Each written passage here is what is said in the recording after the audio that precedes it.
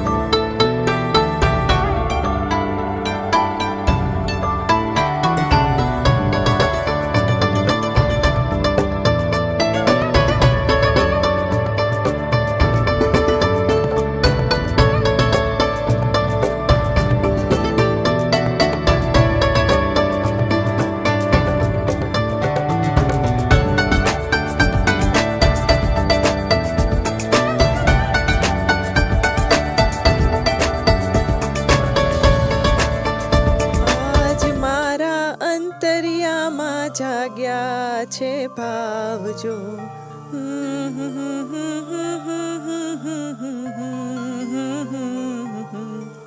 આ શબ્દો અનુમોદના મારે લેવા છે લાવજો. હવે બરાબર.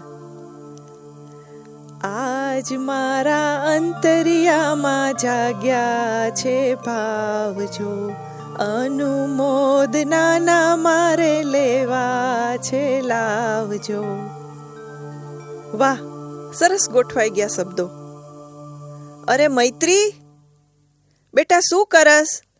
અહીં આવતો, આ જો તો. એ આવી મમ્મીજી. આ કાલ માટેના કપડાં જરા તૈયાર કરતી હતી. મમ્મીજી જુઓ તો, કાલે પારણામાં હું આ બંનેમાંથી કઈ સાડી પહેરું? આ સરસ છે. અચ્છા, મેં અંદર કપડાં સંકેલીને રાખેલા એ મુકાઈ ગયા? હા મમ્મીજી. સરસ સરસ. બેટા, જરા આ જોતો. હા. કાલે પારણામાં જવાનું છે ને, એ માટે હું સાંજીના ગીત બનાવતી હતી. શબ્દો જરા સાંભળજો. આજ મારા અંતરિયામાં જાગ્યા છે ભાવજો. અનુમોદના મારે લેવા છે લાવજો. વાહ મમ્મીજી, ગીત ગાવામાં ને શબ્દો ગોઠવવામાં તો તમારું કહેવું પડે હો. પણ મમ્મીજી, સંદીપભાઈ અને વૈશાલીબેનનું નામ? એ હવે આવશે બેટા.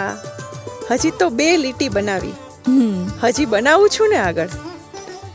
અચ્છા, ઉર્વી શું કરે છે? ઉર્વીબેન તૈયાર થાય છે. એમના ફ્રેન્ડ ગ્રીષ્માબેન આવવાના છે ને, એટલે બંને સાથે શોપિંગમાં જવાના છે. સારું બેટા, તારે પણ આવતીકાલ માટે કંઈ જોઈતું હોય તો મંગાવી લેજે. જી મમ્મીજી. જો તો કોણ છે? હા મમ્મીજી. હાય, જય શ્રી કૃષ્ણ. વાવ, ગ્રીષ્મા લાગે છે. હાય. આવો આવો ગ્રીષ્માબેન. ભાભી, ગ્રીષ્મા બેન નહીં, ગ્રીષ્મા કોને? મને વધારે ગમશે. ઓકે, તમે કહો એમ. બસ આવ બેટા આવ. કેમ છે તું? અને તારા મમ્મી કેમ છે? બસ આંટી, બધા મજામાં છે. તમે કેમ છો? બસ પ્રભુની કૃપા છે, અને એ હોય એટલે બધું આવી ગયું. બેટા, ઉર્વીને લેવા આવી છો ને? મૈત્રીએ કહ્યું તમે લોકો સાથે શોપિંગમાં જવાના છો.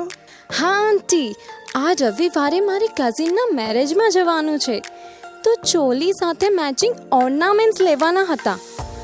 તમારે પણ આવતીકાલે કંઈક રિલિજિયસ ફંક્શન છે ને?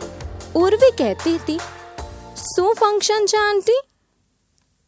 જૈન શાસ્ત્રોમાં તપનું આગવું મહત્વ છે. પ્રભુ મહાવીર કહે છે, તપસ્યા એટલે કર્મો બાળવાની ભઠ્ઠી. જૈન ધર્મમાં તપ કરવાનો મુખ્ય આશય કર્મક્ષય જ હોય છે. તેથી વર્ષી તપની આરાધના પણ કર્મક્ષયનું અમોઘ સાધન છે. અમારા જૈન સંઘમાં બિપિનભાઈ પતિરા ખૂબ આગળ પડતા અને ધર્મિષ્ઠ વ્યક્તિ છે. એમના દીકરો અને વહુ બંનેએ વર્ષી તપ કરેલો છે. આવતીકાલે એમના પારણાનો દિવસ છે. વર્ષી તપ એટલે શું આંટી? વર્ષી તપ એટલે 13 મહિના સુધી કરાતું વ્રત, જેનો પ્રારંભ ફાગણ વદ આઠમના રોજ થાય છે અને વૈશાખ સુદ ત્રીજ એટલે કે અખાત્રીજ અક્ષય તૃતીયાના રોજ પૂર્ણાહુતિ થાય છે. વર્ષી તપ એટલે 1 વર્ષ સુધી એકાંતરા ઉપવાસ, 1 દિવસ ઉપવાસ અને 1 દિવસ પારણા, આમ 1 વર્ષ સુધી તપ કરવાનું. ઓહ, કન્ટિન્યુઅસ 1 યર. અમારામાં એવું ન હોય. 11ના ઉપવાસ તો મારા મમ્મી કરતા હોય, પણ આમ સળંગ 1 વર્ષ સુધી કરવાનું હોય એવું કંઈ ન હોય. પાછું તમારે તો ઉપવાસમાં અમારી જેમ ફરાળી ન કરાય ને, ઉર્વી કહેતી હતી. હા બેટા, અમારે ઉપવાસમાં ફક્ત ઉકાળીને ઠારેલું પાણી જ પીવાય, અને એ પણ ફક્ત દિવસ દરમિયાન. સૂરજ આઠમે પછી એ પણ નહીં. આ તો ટફ પડે ને આંટી, ને એમાંય આવી ગરમીમાં. મારે તો રાતે પાણી પીવા ઉઠવું પડે હો. વર્ષી તપમાં તો બેટા આખા વર્ષ દરમિયાન ઠંડી ગરમી બધી ઋતુઓ, કેટલાય પ્રસંગ પણ આવે. બહારગામ જવાનું થાય. કોઈ ભાઈ વર્ષી તપ કરે તો ધંધાર્થે બહારગામ જવાનું થાય. બધે એ નિયમ જાળવી રાખવો પડે. બહુ આકરું છે, કરે એને ધન્ય છે. હાય, ચાલ ગ્રીષ્મા, જવું છે ને? થોડી વાર પછી જશું. આમ પણ હજી 5 જ વાગ્યા છે ને. બહાર બહુ ગરમી છે હો. 6-1 વાગે નીકળીશું. એકચ્યુઅલી સાચું કહું ને તો મને આંટી પાસેથી વર્ષી તપની વાત સાંભળીને મજા આવી. મારે હજુ થોડી વધારે ઇન્ફોર્મેશન જોઈએ છે. સારું, તું બેસ, ત્યાં સુધી હું તારા માટે કંઈક લઈ આવું. ઓકે. આ શું લખો છો આંટી? બસ આ કાલે પારણાનો ઉત્સવ છે ને, એ માટે તપસ્યાનું ગીત લખતી હતી. તપસ્યાનું ગીત? વાવ, તમારામાં એવું પણ હોય? લગનની જેમ આમાં પણ સાંજી હોય? હા બેટા, એને તપની અનુમોદના કરી કહેવાય. એમાં અમે તપસ્વીને બિરદાવીએ. સો એક્સાઇટિંગ! તો બહુ મજા આવે ને. અમારી બાજુના ફ્લેટમાં પણ જૈન રહે છે. એ બહેને એકવાર 3 દિવસ ઉપવાસ કરેલા. બેટા, અમારામાં તો 1, 2, 3, 6, 8, 11, 16 અને 30 દિવસ સુધી એક ધારા ઉપવાસ કરે. ઓ માય ગોડ, શું વાત કરો છો? 30 દિવસ સુધી ઉપવાસ, એ પણ ફક્ત પાણી ઉપર. કેમ રહી શકાય? રહી શકાય ને બેટા. 8 ઉપવાસ તો મેં પણ કરેલા છે, પણ હવે નથી થતા. આવા ટફ ઉપવાસ કેમ કરીને થાય? અમારામાં તો 1 ઉપવાસ કરે તો વાત કરો માં. હમણાં જ રામનવમી ઉપર ઘરમાં બધાએ ઉપવાસ કરેલા. મમ્મીએ તો રાજઘરાની પૂરી, બટેટાનું શાક, શક્કરિયાનો શીરો, પેટી, સાબુદાણાના વડા, કેરીનો રસ, એટલી આઈટમ બનાવેલી કે આપણને તો મોજ જ પડી ગઈ. રોજ કરતા ડબલ ખાધું. બોલો, આમાં ધર્મ ક્યાં આવ્યો? બોલો. હું પણ ગ્રીષ્માને એ જ કહેતી હતી મમ્મી, કે તમારા ઉપવાસમાં તપ ક્યાં આવ્યો? એવું નથી બેટા, બધા ધર્મ સરખા જ છે. કોઈ ધર્મ ઊંચો કે કોઈ ધર્મ નીચો નથી, પણ બધું વ્યક્તિની સમજ, ધર્મના અર્થઘટન ઉપર છે. તમારા ધર્મમાં કહ્યું હોય કે ઉપવાસમાં અન્ન એટલે કે અનાજ ન વાપરવું, ફળાહાર કરવો. ધીમે ધીમે લોકો ફળાહારમાંથી તેને ફરાળ તરીકે ઓળખતા થયા. ફળના અભાવે કંદમૂળનો વિકલ્પ અપનાવતા થયા. મૂળ હેતુ પેટ અને અન્ય ઇન્દ્રિયોને આરામ આપવાનો અને એને પાચન સિવાયના કાર્યોમાં સક્રિય કરવાનો છે. તેથી પચવામાં સરળ રહે એવો અને ઓછો આહાર લેવો. પરંતુ ઘણી વખત લોકો મર્યાદા ચૂકી જાય છે એ જ. બાકી તો તમારા ધર્મમાં પણ નકોરડા ઉપવાસ કરે જ છે ને. હમણાં જ મેં પેલા સ્વામિનારાયણના સંતનો વિડીયો જોયેલો અને મૈત્રીને પણ બતાવેલો. અને મૈત્રી, પેલા જાપાનીઝ વૈજ્ઞાનિકનું શું હતું? અરે હા મમ્મીજી, યોશિનોરી ઉસુમી જાપાનીઝ સાયન્ટિસ્ટ છે ગ્રીષ્માબેન. ઓ સોરી, ગ્રીષ્મા. એ સાયન્ટિસ્ટે રિસર્ચ કર્યું છે કે એક દિવસનો નકોરડો ઉપવાસ બોડીમાં રહેલા કેન્સર સેલને ડિસ્ટ્રોય કરે છે. હવે એ હિસાબે દર 15 દિવસે એક નકોરડો ઉપવાસ કરીએ તો વ્યક્તિને કેન્સર થવાની શક્યતા લગભગ સમાપ્ત, સમજો. અને હા, એવું નથી કે ઉપવાસ જ કરાય. આ અમારી ઉર્વીથી ઉપવાસ નથી થતો તો એ પર્યુષણમાં સંવત્સરીને દિવસે એકાસણું કરે છે. એકાશનું? એકાસણું એટલે માત્ર બપોરે એક જ વખતે એક આસને બેસીને જમવું. આખો દિવસ ગરમ પાણી પી શકાય. સૂર્યાસ્ત પછી ચોવીહાર કરે. એવી જ રીતે 2 વખત જમીને બિયાસણું પણ થાય. આડાવડું કંઈ ખાવાનું નહીં. એ પણ તપ જ છે. મારા એક જાણીતા બેન છે, એને ડાયાબિટીસ છે. 400 ઉપર સુગર રહે. 6 મહિના પહેલા એણે રોજના એકાસણા ચાલુ કર્યા. અત્યારે વગર દવાએ સુગર નોર્મલ, વળી શરીર પણ લેવલમાં આવી ગયું છે. આમ તપ કરવાથી તો હેલ્થ માટે પણ ઘણા ફાયદા છે. વાહ વાંચી, તમારી પાસેથી તો મને બહુ ઇન્ફો મળી. મને બહુ મજા આવી. બાય ધ વે આંટી, હું કાલે તમારી સાથે પેલા પારણાના ફંક્શનમાં આવી શકું? અરે કેમ નહીં બેટા, ચોક્કસ આવ. સવારે 9 પહેલા આવી જજે. અમે 9 વાગ્યે નીકળવાના છીએ. હવે તમે લોકો ખરીદી માટે નીકળો. આવતા આવતા પાછું લેટ થઈ જશે. Okay okay, bye aunty. Bye ભાભી. બાય આંટી, હું કાલે આવીશ હો. અરે હા બેટા, હા. સંભાળીને જજો બેટા, ટ્રાફિક બહુ હોય છે. આજ મારા અંતરિયામાં જાગ્યા છે પાવજો, અનુમોદના મારે લેવા છે લાવજો.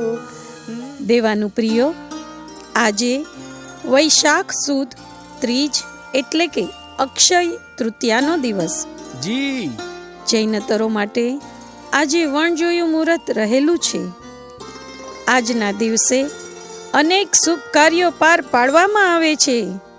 જ્યારે જૈનો માટે આજનો દિવસ એટલે એક ઐતિહાસિક પર્વ. જી, સત્યવચન. અક્ષય તૃતીયા પર્વ છે મંગલમય વિકાર. ઋષભદેવ મુનિરાજનો થયો પ્રથમ આહાર. જી, ધન્યવાણી. આ અવસર્પિણી કાળના પ્રથમ રાજા, પ્રથમ દીક્ષાર્થી તેમજ પ્રથમ તીર્થંકર એવા પ્રભુ ઋષભદેવ, જી, જેઓને દીક્ષાની સાથે જ શરૂ થયેલા 400 દિવસ ઉપવાસના પારણાનો દિવસ એટલે અક્ષય તૃતીયા. એટલું જ નહીં, પરંતુ દાન તીર્થની સ્થાપનાનો દિવસ એટલે અક્ષય તૃતીયા. પૂર્વ ભાવમાં પ્રભુએ એક ખેડૂત કે જે ખેતરમાં પોતાના હળે જોડેલા બળદો કે જે તૈયાર થયેલા પાકને ખાઈ જતા હતા તેને ચાબુક દ્વારા મારતો હતો, તે જોઈને પ્રભુને અત્યંત દુઃખ થયું અને તે ખેડૂતને પ્રભુએ વગર માંગે સલાહ આપી, ભાઈ, આ રીતે તું બળદોને મારે છે તે બરાબર નથી. ત્યારે ખેડૂતે સામે પૂછ્યું કે તો હું શું કરું? પ્રભુએ કહ્યું, ભાઈ, તું 13 કલાક ખેતરમાં બળદો પાસેથી કામ લેતો હોય ત્યારે આ બળદોના મુખે શીકું બાંધી દે અને પછી તે છોડી નાખજે. અને ખેડૂતે પ્રભુએ કહ્યા મુજબ કરવા માંડ્યું. આ રીતે પ્રભુએ પૂર્વ ભવમાં 13 કલાક સુધી બધા જ બળદોને ખાવામાં અંતરાય કરી. પરિણામે 13 મહિના સુધી તેમને પણ અન્ન પાણી પ્રાપ્ત થયું નહીં. પોતાના સાંસારિક કાળ દરમિયાન લોકોને અસી મસી કૃષિની પાયાની વિદ્યાનું જ્ઞાન આપનાર રાજા ઋષભદેવ વૈરાગ્ય વાસિત થયા. પોતે દીક્ષા અંગીકાર કરી આત્મ આરાધના લક્ષે વનમાં પ્રસ્થાન કરી ધ્યાનસ્થ થયા. 6 મહિના સુધી ઉગ્ર તપમાં લીન થયા. 6 મહિનાને અંતે ધ્યાનને રોકી મુનિરાજ વિચારે છે, અબૂધ પ્રજાને મેં અસી મસી કૃષિ શિલ્પ કળા સાહિત્ય વાણિજ્ય આદિનું જ્ઞાન આપ્યું, પરંતુ પ્રજાને દાન આપવાની વિધિથી જ્ઞાત કરવા તેમજ દાન તીર્થની સ્થાપના કરવાની હવે આવશ્યકતા છે. મારે એ માટે હવે નગર પ્રવેશ કરી નગરજનો વચ્ચે વિચરણ કરવું જોઈએ. એવું વિચારી ઋષભદેવ મુનિરાજ દીક્ષા પર્યંત 6 મહિને નગર પ્રવેશ કરી રહ્યા છે. જાણ થતા નગરજનો એકઠા મળવા લાગે છે. અરે સત્યકી, વાત સાંભળી તે? ઋષભદેવ મુનિરાજ પધારી રહ્યા છે. હા સાર્થક, મેં સાંભળ્યું એટલે તો હું આવ્યો. મારે મારા ગૃહે મુનિરાજની પધરામણી કરાવી છે. મારે મુનિરાજને મારો સુવર્ણ હાર અને બાજુબંધ ભેટ ધરવા છે. જુઓ, હું લઈને જ આવ્યો છું. બંધુઓ, મુનિરાજ 6 માસ વીત્ય પધારેલા છે. મારે તો મારી પુત્રી ચૌલા તેઓના ચરણે ધરવી છે. મારી સર્વ સંપત્તિ તેઓને અર્પિત કરવી છે. બંધુઓ, મુનિરાજ અત્રે જ પધારી રહ્યા છે. જુઓ, મુનિરાજનો જય હો, મુનિરાજનો જય હો.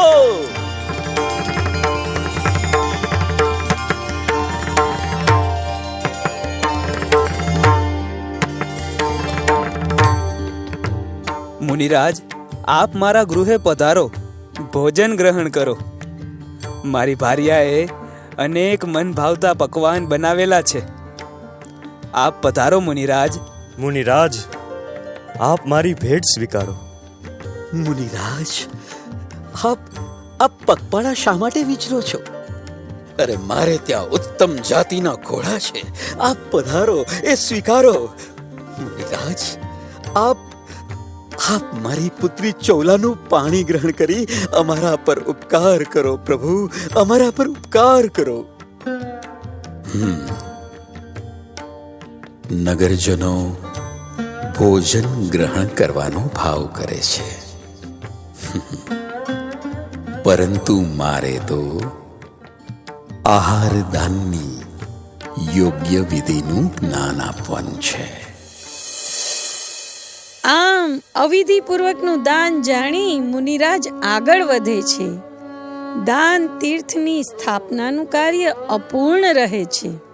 મુનિરાજને વિચરણ કરતા બીજા 6 માસ આમ જ વ્યતીત થાય છે. જૈન ધર્મનો કર્મ સિદ્ધાંત સર્વકાલીન, સર્વદેશીય અને સર્વજનીન છે. તેમાં કોઈ કાળે પરિવર્તન થતું નથી. તે શાશ્વત છે. તેથી તીર્થંકરો પણ તેમાંથી બાકાત રહી શકતા નથી.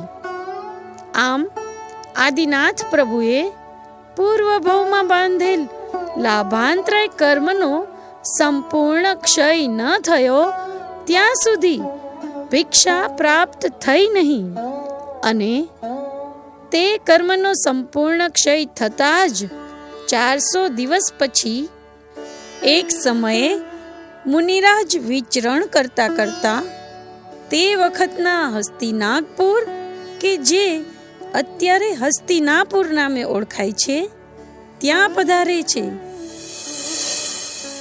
ત્યાંના રાજા સોમપ્રભ અને સોમપ્રભના નાના ભાઈ શ્રેયાંશ કુમાર, તેઓના કાને મુનિરાજના મંગલ નગર પ્રવેશની વાત પહોંચે છે. પ્રભુ આદિનાથ શ્રેયાંશ કુમારના મહેલ તરફ ગોચરી ભિક્ષા માટે પધાર્યા છે. પ્રણામ. કોઈએ આપના માટે ઇક્ષુરસના 108 ઘડા મોકલાવ્યા છે. પધારો પધારો મુનિરાજ. પધારો પધારો. નગરી પાવન થઈ. મુનિરાજનો જય હો. ઋષભદેવ મુનિરાજનો જય હો. જ્યેષ્ઠ ભ્રાતા, જયઘોષ સંભળાઈ રહ્યો છે. મુનિરાજ મહેલ ભણી પધારી રહ્યા હોવાનો ભાસ થાય છે. આવો ભ્રાતા, મુનિરાજને આવકારવા પધારો.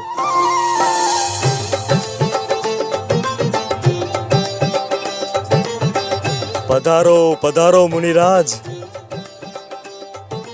મુનિરાજ, અમારી ભૂમિ પાવન કરી. ધન્ય હો મુનિરાજ, ધન્ય હો. આપનો અતિ ઉપકાર મુનિવર.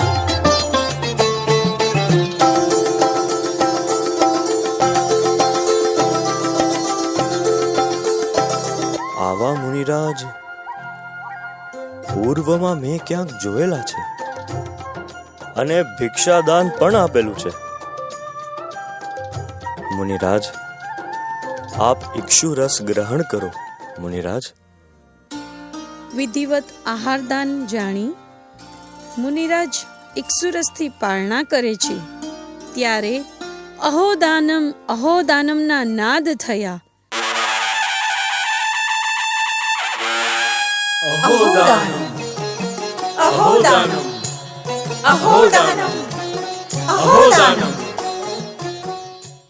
પાંચ પ્રકારના દિવ્ય એટલે કે ચમત્કાર પ્રગટ થયા. આકાશમાં દુદુંબીનાદ, રત્નની વૃષ્ટિ, પંચવર્ણના સુગંધી પુષ્પોની વૃષ્ટિ, સુગંધી જળની વૃષ્ટિ અને દિવ્ય વસ્ત્રોની વૃષ્ટિ થાય છે. એ દિવસ હતો વૈશાખ સુદ તૃતીયા. આમ અક્ષય તૃતીયાના દિવસે 3 પરંપરા ચાલુ થઈ. એક, 400 દિવસના અંતે કરપાત્રમાં ઇક્ષુરસ થકી પારણું. તે પારણું કરતા સમયે ઋષભદેવ મુનિરાજને ઉચ્ચ અતિશયોને કારણે હાથમાંથી એક પણ ટીપું શેરડીનું રસનું નીચે પડતું નથી. આમ કરપાત્ર એક અક્ષય પાત્ર બને છે. તેથી આ દિવસને અક્ષય તૃતીયા કહે છે. એટલે વર્ષના પારણા શેરડી રસ દ્વારા કરવામાં આવે છે. બીજી પરંપરા દાન તીર્થની સ્થાપના. એટલા માટે જ જૈન કે જૈનેતરોમાં અક્ષય તૃતીયાના દિવસે દાન આપવાનું શાસ્ત્રમાં ખૂબ જ મહત્વ દર્શાવાયું છે. ત્રીજી પરંપરા પ્રભુ ઋષભદેવના 400 દિવસના સળંગ ઉપવાસ. એનું અનુસરણ કરી દરરોજ ઉપવાસ અશક્ય હોય 1 વર્ષ સુધી એકાંતર ઉપવાસ કરવા. તેને વર્ષી તપ અથવા સંવત્સર તપ તરીકે પણ ઓળખાવાય છે. અને એ તપમાંથી પાર ઉતર્યા આપણા તપસ્વી સંદીપભાઈ અને વૈશાલીબેન. સાતામાને સંદીપભાઈ, વૈશાલીબેન, 1 વર્ષના તપના પારણાનો અવસર આવી પહોંચ્યો. પહોર ચડાવવાનો છે ને? જી સ્વામી. 1.5 પોરસીના પચખાણ લેવાના છે. આ બંને તપસ્વીઓને દેવગુરુ ધર્મની સાક્ષીએ 1.5 પોરસીના પચખાણ. 1.5 પોરસી પચખે ચૌયમ્પી આહારમ અસણમ પાણમ ખાઈમમ સાઈમમ અનથણા ભોગેણમ સહસાગરેણમ પચ્છન કાલેણમ દિશા મોહેણમ સાહુ વૈણેણમ સવ સમહી વત્યાગારેણમ અપાણમ વસીરે. બોલો તપસ્વીનો જય હો. જ્યારે કોઈ તપસ્વી તપસ્યા શરૂ કરે ત્યારે કોઈ એક અભિગ્રહ પણ ધારણ કરે છે. આપણા 24મા તીર્થંકર ભગવાન મહાવીર સ્વામીને પણ અભિગ્રહ હતો. દ્રવ્ય એટલે કે જેના હાથમાં સુપડું હોય અને એમાં અડદના બાકુડા હોય. ક્ષેત્ર એટલે કે એક પગ ઘરની અંદર અને એક પગ ઘરની બહાર હોય. કાળ એટલે કે ગોચરીનો કાળ વીતી ગયો હોય. ભાવ એટલે કે જે ખરેખર રાજકુમારી હોય પરંતુ દાસીની જેમ રહેતી હોય. મુંડિત મસ્તક હોય, હાથ પગમાં બેડીઓ બાંધેલી હોય અને 3 દિવસનો ઉપવાસ હોય અને આંખમાં આંસુની ધાર વહેતી હોય એવી કોઈ રાજકુમારી વહોરાવે તો જ તેના હાથે પારણા કરવા, નહીતર નહીં. હવે સંદીપભાઈ અને વૈશાલીબેને શું અભિગ્રહ ધારણ કર્યો છે એ જોઈએ.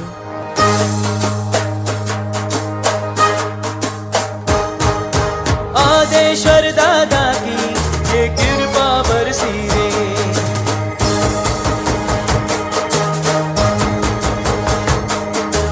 आदेश्वर दादा की ये कृपा बरसी रे, तप की ये फुलवारी जो खूब महकी रे, आओ हम सब मिलकर ये उत्सव मनाए रे. वर्षी तप का पारण आया, शुभ वेला ये आई रे, आए हैं तपस्वी आज आंगने. वर्षी तप का पारण आया, शुभ वेला ये आई रे, आए हैं तपस्वी आज आंगने.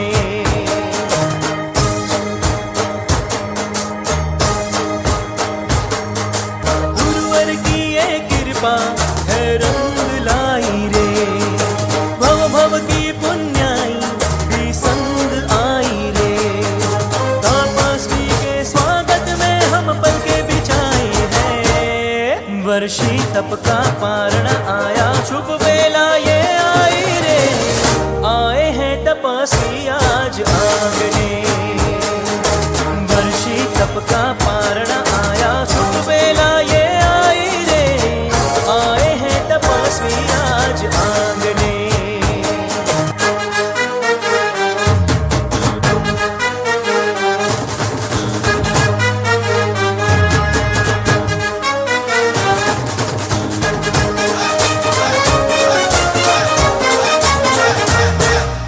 वर्षी तप का पारण आया, शुभ वेला ये आई रे, आए हैं तपस्वी आज आंगने.